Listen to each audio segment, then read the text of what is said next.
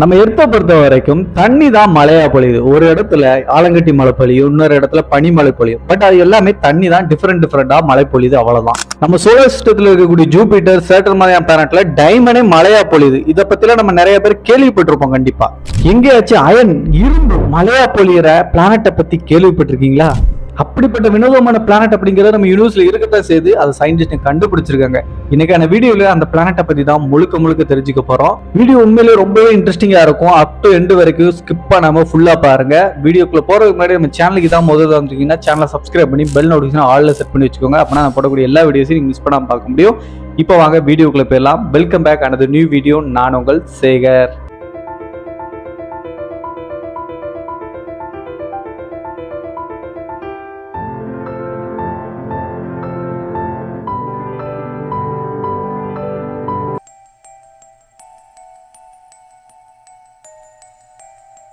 சுமார் நம்ம பூமியிலிருந்து 880 ஒளியாண்டுகள் தொலைவில் இருக்கிற ஒரு நட்சத்திரத்தோட பேர் தான் வாஸ் 121 அப்படின்னு சொல்லிட்டு பேர் வச்சிருக்கக்கூடிய ஒரு எஃப் டைப் நட்சத்திரம். இது நம்ம சூரியனை விட பார்க்கறதுக்கு கொஞ்சம் அளவில் பெருசாகவும் அதே நேரத்தில் சூரியனோட வெப்பத்தை விட கொஞ்சம் அதிகமாக இருக்கிற மாதிரி இருக்கும். நம்பர்ஸில் சொல்லணும் அப்படின்னா சைஸை பொறுத்த வரைக்கும் நம்ம சூரியனை விட 1.1 1.5% சூரியனுடைய சைஸை விட பெருசு. வெப்பம் அப்படின்னு வரும்போது மேல்பரப்பு டெம்பரேச்சர் 6000 முதல் 7500 டிகிரி செல்சியஸ் வரைக்கும் வெப்பம் கொண்டது இந்த வகை நட்சத்திரங்களுடைய மேல்பரப்பு டெம்பரேச்சர். நம்ம சூரியனை விட அதிகப்படியான ஹீட் மற்றும் எனர்ஜியை வெளிப்படுத்தக்கூடிய ஒரு நட்சத்திரமா இருக்கு. யூவி ரேடியேஷனை அதிகமாக எமிட் பண்ணக்கூடிய ஒரு நட்சத்திரம் தான் இது. வெளிப்படுத்தக்கூடிய அந்த வெளிச்சம் அப்படிங்கிற லூமினாசிட்டி கூட நம்ம சூரியனை விட 2 முதல் 6 மடங்கு அதிகப்படியான பிரைட்னஸ் கொண்ட ஒரு நட்சத்திரமா இருக்கு. இதனால இந்த நட்சத்திரத்துடைய நிறம் அப்படிங்கிறது மஞ்சள் வெள்ளை நிறம் கலந்த கலவையா தான் நம்ம கண்களுக்கு தெரியும். லைஃப் டைம்னு வரும்போது நம்ம சூரியனோட குறைந்த வாழ்நாளை கொண்ட ஒரு நட்சத்திரம் தான் இது. இப்போ நம்ம சூரியனுடைய வாழ்நாள் மொத்தம் அப்படிங்கிறது 10 பில்லியன் ஆண்டுகள் வரைக்கும் இருக்கலாம் அப்படின்னு சயின்டிஸ்டுங்க ஓரளவுக்கு தோராயமா சொல்றாங்க. அதுவே இந்த நட்சத்திரத்துடைய லைஃப் டைம் அப்படிங்கிறது 2 முதல் 4 பில்லியன் ஆண்டுகள் மட்டும்தான் அப்படின்னு சொல்றாங்க. இந்த நட்சத்திரத்துக்கு வாஸ்ப் 121 அப்படின்னு பேர் வர்றதுக்கான காரணமே இது ஸ்பேஸ்ல சுத்திட்டு இருக்கக்கூடிய டெலஸ்கோப்புகளை பயன்படுத்தி கண்டுபிடிக்கல. கிரவுண்ட் பேஸ் டெலஸ்கோப்புகளை பயன்படுத்தி தான் இந்த நட்சத்திரம் அப்படிங்கிறது 2016ல கண்டுபிடிக்கப்பட்டுச்சு. Wide angle search for planet அப்படிங்கிற அந்த ப்ராஜெக்ட் கீழே இருக்கக்கூடிய கிரவுண்ட் பேஸ் டெலஸ்கோப் மூலமா கண்டுபிடிக்கப்பட்டுச்சு. ஸோ அந்த ப்ராஜெக்ட் கீழே கண்டுபிடிக்கப்பட்டதுனால அந்த டெலஸ்கோப்போடைய பேரே இதுக்கு வச்சுட்டாங்க. பிறகு கிரகங்களை கண்டுபிடிக்கிறதுக்கு வழக்கமாக பயன்படுத்தக்கூடிய ஒரு முறைகளில் ஒன்று தான் டிரான்சிட் அப்படின்னு சொல்லப்படக்கூடிய ஒரு மெத்தட். அந்த முறையை பயன்படுத்தி இதை சுற்றி ஏதாச்சும் கிரகங்கள் வள வருதா அப்படிங்கிற ஆய்வை தொடங்கின விஞ்ஞானிகளுக்கு இதை சுற்றி ஒரே ஒரு கிரகம் மட்டும் வள வருது அப்படின்னு சொல்லிட்டு இப்போதைக்கு கண்டுபிடிச்சிருக்காங்க. அந்த எக்ஸோ பிளானட்டுக்கும் வாஸ்ப் 121b அப்படின்னு பேர் வச்சுட்டாங்க. இதுக்கப்புறமா இந்த ஸ்டார் சிஸ்டத்தை பற்றி இன்னும் நிறைய விஷயங்கள் தெரிஞ்சுக்கணும், குறிப்பாக அதோடைய பிளானட்டை பற்றி நிறைய தெரிஞ்சுக்கணும் அப்படிங்கிறதுக்காக நம்ம நாசாவுடைய ஹபிள் டெலஸ்கோப் அப்படிங்கிற அந்த ஸ்பேஸ் டெலஸ்கோப்பை பயன்படுத்தி ஆய்வுகளை மேற்கொண்டாங்க 2017. அதோடைய ஆய்வு முடிவு அப்படிங்கிறது சயின்டிஸ்டுகளை ஷாக்காக வச்சுச்சு. குறிப்பாக அந்த எக்ஸோ பிளானட்டோடைய அட்மாஸ்பியர் சம்பந்தமான ஆய்வுகளை ஹபிள் டெலஸ்கோப்பை பயன்படுத்தி ஆய்வு பண்ணும்போது ஹெவி மெட்டல்ஸ்கள் அதோடைய அட்மாஸ்பியரில் இருக்கு அப்படிங்கிறத கண்டுபிடிச்சாங்க. அதில் மெக்னீஷியம், சோடியம், ஹைட்ரஜன் மாதிரியான வாயுக்களோடு சேர்த்து அயன் அப்படிங்கிற அந்த கண்டென்ட்டும் வாயுக்களாக அதோடைய அட்மாஸ்பியரில் இருக்கு அப்படிங்கிறத கண்டுபிடிச்சாங்க. எனது இரும்பு மேகங்கள் இருக்குதா அப்படித்தான் நினைக்கிறீங்க? எஸ், நீங்கள் நினைக்க சரிதான்.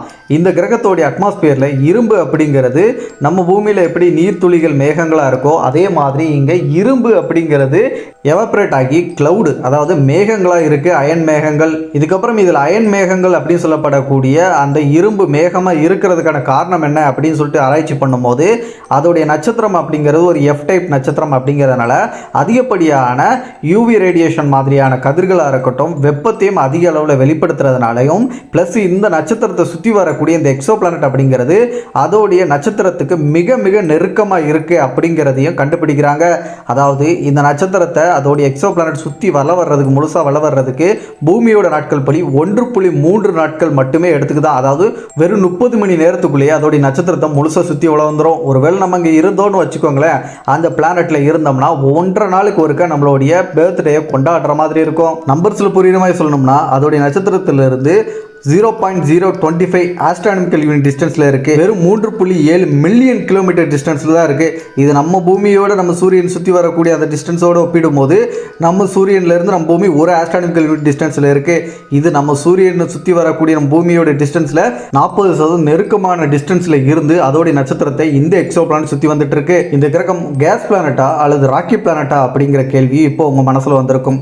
இது நம்ம பூமி மாதிரி தரைப்பகுதியில் இருக்கக்கூடிய ராக்கி பிளானட் கிடையாது. இது நம்ம ஜூபிட்டர் மாதிரி ஒரு வாயு கிரகம், அதாவது கேஸ் பிளானட். கேஸ் பிளானட்டா இருந்தாலும் இது ஹாட் ஜூபிட்டர் கேட்டகரியில் இருக்கக்கூடிய ஒரு பிளானட்டா இருக்கு. ஸோ இதோட மேல்பரப்பு டெம்பரேச்சர் அப்படிங்கிறது 2500 டிகிரி செல்சியஸ்ல இருந்து 3000 டிகிரி செல்சியஸ் அளவுக்கு இருக்கு அப்படிங்கிறதையும் கண்டுபிடிச்சாங்க. சைஸ்ன்னு வரும்போது நம்ம ஜூபிட்டரோட சைஸை விட இது 6 மடங்கு பெரிய ஒரு கிரகம். ஜூபிட்டரோடைய ரேடியஸ் அப்படிங்கிறது 71500 கிலோமீட்டர் கொண்டதாக இருக்குது. ஆனால் இந்த பிளானட்டோடைய ரேடியஸ் அப்படிங்கிறது 2,60,000 2,70,000 கிலோமீட்டர் அப்படிங்கிற அளவில் இருக்குது. ஸோ ஹபிள் டெலஸ்கோப் கொடுத்த அந்த டேட்டாஸ் அடிப்படையில் ரொம்ப க்ளோஸ் அப்ரோச்சராக இருக்கக்கூடிய ஒரு பிளானட்டாகவும், ஹாட் ஜூபிட்டர் கேட்டகரிலையும் அயன் கண்டென்ட் இருக்கக்கூடிய அட்மாஸ்பியர் இருக்கக்கூடிய ஒரு பிளானட்டாகவும், அது ரொம்ப சூடான ஒரு கிரகம் அப்படிங்கிறதெல்லாம் சயின்டிஸ்ட்டுங்க தெரிஞ்சுக்கிட்டாங்க.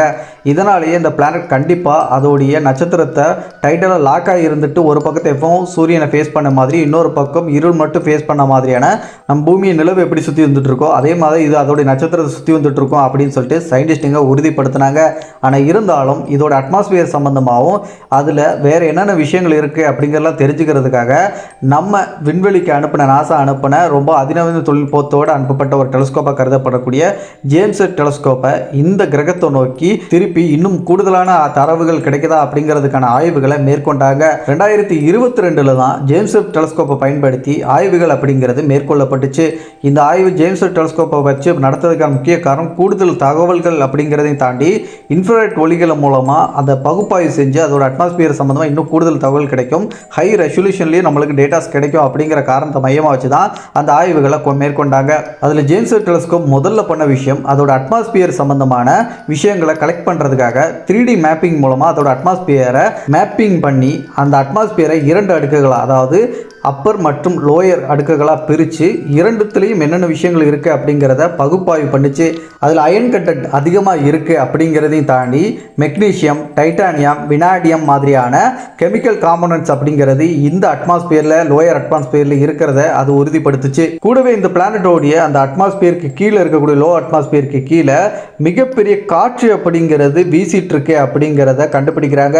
அதாவது மணிக்கு 18,000 கிலோமீட்டர் வேகத்தில் வீசக்கூடிய நார்மல் காற்றே அங்கே இவ்வளோ வேகத்தில் வீசிட்டு இருக்கு அப்படிங்கிறதையும் ஜேம்ஸ் வெப் டெலஸ்கோப் கண்டுபிடிச்சது. இந்த அளவுக்கு அந்த பிளானட்டில் அதிவேகமாக காற்று வீசப்படுறதுனால அந்த அயன் கிளவுடு சொல்லப்படக்கூடிய இரும்பு மேகங்கள் மெல்ல மெல்ல நகர்ந்து ஹாட்டாக இருக்கக்கூடிய அந்த சூரியனை ஃபேஸ் பண்ணிக்கிட்டு இருக்கக்கூடிய அந்த பகுதியிலிருந்து இருளை மட்டும் ஃபேஸ் பண்ணிக்கிட்டு இருக்கக்கூடிய மறுபக்கத்தை அந்த மேகம் நகர்ந்து போய் அங்கே அந்த ஹீட் அப்படிங்கிறது குளிர்ச்சி அடைஞ்சு இரும்பு அப்படிங்கிறது மழையாக பொழிஞ்சிட்டு இருக்கு இந்த பிளானட்டில் அப்படிங்கிறதையும் அந்த சயின்டிஸ்ட்டுங்க அந்த ஜேம்ஸ் வெப் டெலஸ்கோப் தந்த டேட்டாஸ் அடிப்படையில் சொல்கிறாங்க. ஸோ கொஞ்சம் கற்பனை பண்ணி பாருங்களேன், நம்ம ஜூபிட்டர் இப்போ வாயு கிரகமாக இருக்குது, ஆனால் ஜூபிட்டரில் வைரமலை பொழிஞ்சிட்டு இருக்கு. ஆனால் இங்கே ஒரு வாயு கிரகம் ஜூபிட்டர் மாதிரி கொஞ்சம் பெருசாக இருக்கக்கூடிய பிளானட்டாக இருந்தாலும் இங்கே இரும்பு மலை பொழிஞ்சிட்டு இருக்கு. ரெண்டுத்துக்கும் எவ்வளோ பெரிய வித்தியாசம் இல்லை. என்னதான் இவ்வளோ விஷயங்கள் இந்த பிளானட்டில் இருந்தாலும் இந்த பிளானட்டோடைய அட்மாஸ்பியர் அப்படிங்கிறது கொஞ்சம் கொஞ்சமாக அந்த கிரகம் அப்படிங்கிறது இழந்துட்டு இருக்கிறதா சொல்கிறாங்க. அதாவது அதோட அட்மாஸ்பியர் எஸ்கேப் ஆகிட்டு இருக்கு அதோடைய பிளானட்லேருந்து. இதற்கு காரணம் அதோடைய நட்சத்திரம் தான். ஏன்னா அதோடைய நட்சத்திரத்துக்கு மிகவும் நெருக்கமாக டைடலாக லாக் ஆகி சுற்றிட்டு இருக்கிறனாலையும் அந்த நட்சத்திரம் அதிக எனர்ஜியை வெளிப்படுத்தக்கூடியதாகவும் ஹீட்டை வெளிப்படுத்தக்கூடிய ஒரு நட்சத்திரமாக இருக்கிறதுனால கொஞ்சம் கொஞ்சமாக இதோடைய அட்மாஸ்பியரை உறிஞ்சிட்டு இருக்கு. ஸோ அப்படி உரிகிறதுனால இன்னும் சில பில்லியன் ஆண்டுகள்லேயோ சில மில்லியன் ஆண்டுகள்லேயோ அந்த நட்சத்திரத்தோடைய காரணத்தினால இதோடைய அட்மாஸ்பியர் முற்றிலுமாக காணாமல் போகிறதுக்கும் வாய்ப்பு இருக்குது அப்படின்னு சயின்டிஸ்ட்டுங்க கெஸ் பண்ணியிருக்காங்க. ஆனால் அது இப்போவே நடக்காது. இன்னும் சில பில்லியன் ஆண்டுகளோ அல்லது மில்லியன் ஆண்டுகளுக்குள்ளே தான் இதெல்லாம் நடக்கிறதுக்கு வாய்ப்பு இருக்குது. இந்த மாதிரி இந்த பிளானட்டோடைய அட்மாஸ்பியர் கொஞ்சம் கொஞ்சமாக எஸ்கேப் ஆகி அதோட சூரியன் காரணமாக உறிஞ்சி இழுக்கப்படுது இல்லையா. இதனாலேயே இந்த பிளானட்டை பார்க்குறதுக்கு எப்படி இருக்கும் அப்படின்னு சொல்லிட்டு விஞ்ஞானிகள் சொல்கிறாங்கன்னா, இப்போ நம்ம காமெட்லாம் பார்ப்போம்ல வால் நட்சத்திரம், அந்த வால் நட்சத்திரத்துக்கு டெய்ல் மாதிரி வால் மாதிரியான ஒரு அமைப்பு இருக்குல்ல, அதே மாதிரி ஒரு கிரகத்துக்கே டெய்ல் இருந்தால் எப்படி இருக்கும், வால் இருந்தால் எப்படி இருக்கும், அதே மாதிரியான ஒரு தோற்றத்தில் தான் இந்த பிளானட்டே பார்க்குறதுக்கு இருக்கான். அதோட அட்மாஸ்பியர் எஸ்கேப் ஆகிட்டு இருக்கிறதுனால அந்த டெய்ல் அமைப்பு இந்த பிளானட்டுக்கு உருவாயிருக்கு அப்படின்னும் சயின்டிஸ்ட்டுங்க கண்டுபிடிச்சாங்க.